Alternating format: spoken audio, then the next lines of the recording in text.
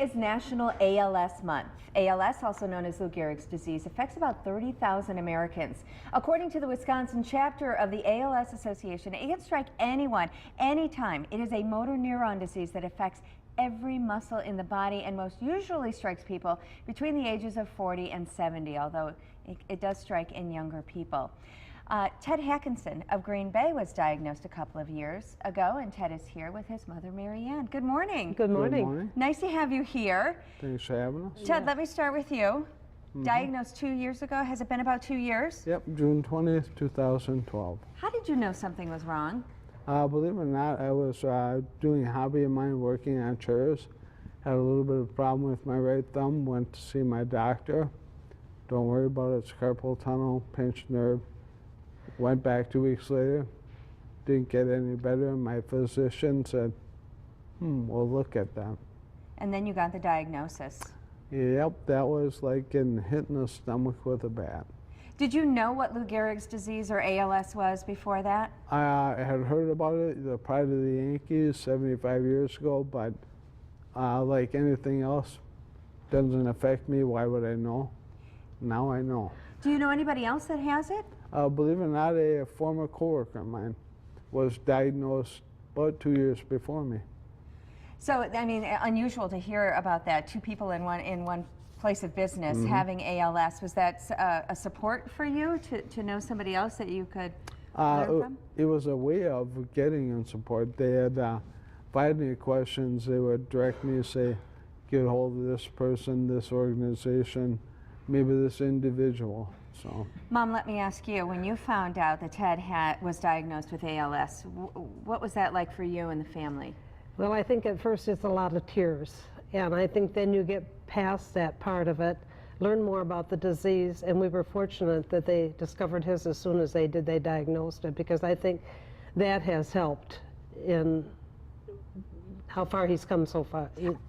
No. I can't imagine how much you've gone through in the last 2 years. Part of that is being part of this magazine. Hope Line, the ALS Association Wisconsin chapter puts this out. We have a picture of your family that was in here, but there's a whole bunch of information about your story in here. What was it like to be able to share it? I was glad to. You know, it's a disease that's best fought out loud.